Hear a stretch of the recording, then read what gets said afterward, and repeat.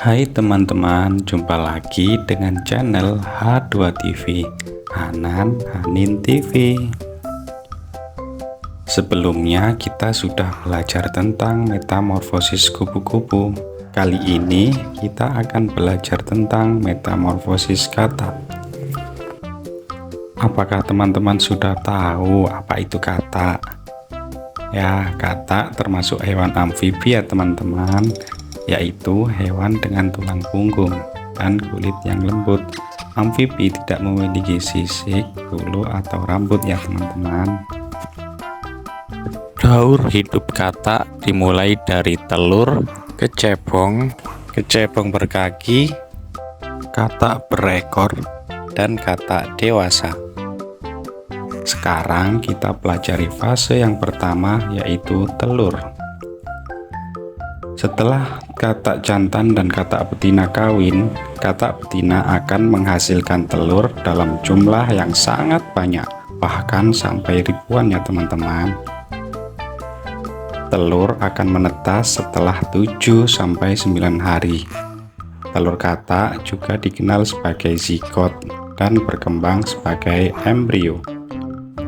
Bentuk telur katak seperti biji selasih yang telah direndam, yaitu memiliki titik hitam di tengah, balutan gel berwarna bening atau transparan.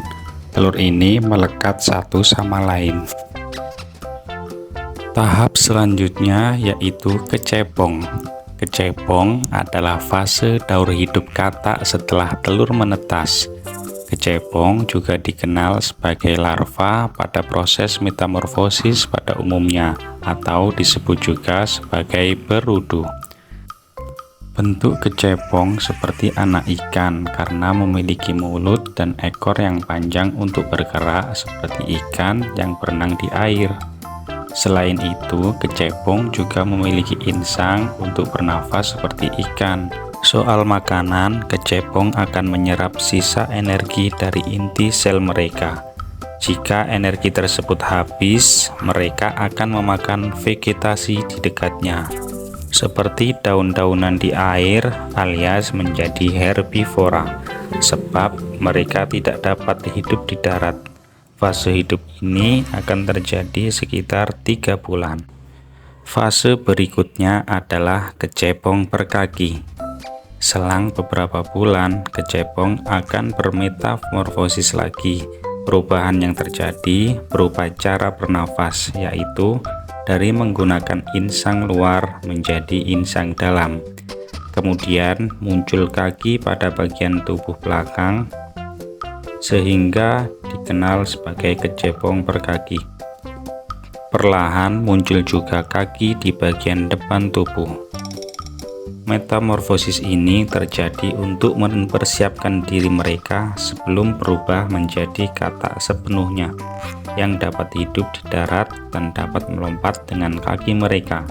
Pada fase ini, kecebong berkaki mulai berubah dari herbivora menjadi karnivora, karena mereka dapat memakan serangga kecil.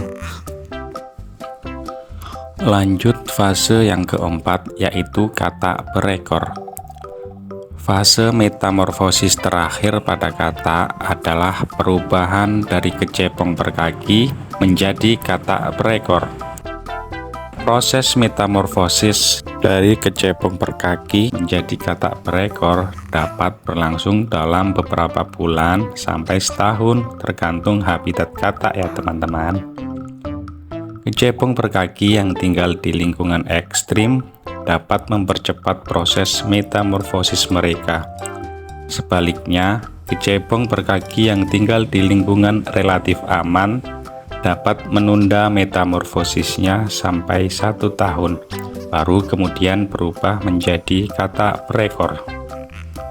Pada fase katak berekor, mereka sudah tidak bernafas dengan insang dalam karena telah memiliki paru-paru.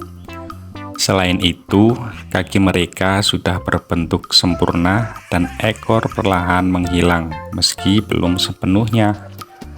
Bentuk mereka sudah selayaknya katak pada umumnya, tetapi berukuran masih kecil seperti anak katak atau remaja.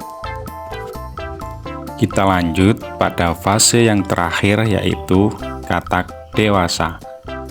Katak dewasa adalah katak dengan bentuk tubuh sempurna seperti katak yang umum kita kenal.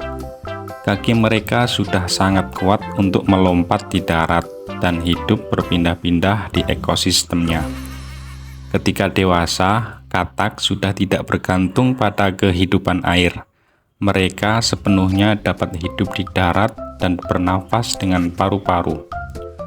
Mereka mungkin kembali ke air untuk bermain saja atau melembabkan tubuh ketika hidup di tempat yang kering. Setelah itu, mereka akan kawin dengan lawan jenisnya dan menghasilkan telur katak untuk siklus hidup berikutnya. Itulah penjelasan mengenai daur hidup katak yang dimulai dari telur, kecepong, kecepong berkaki, katak berekor, dan terakhir katak dewasa. Semoga informasi ini bermanfaat ya teman-teman. Jangan lupa like dan share video ini dan juga subscribe.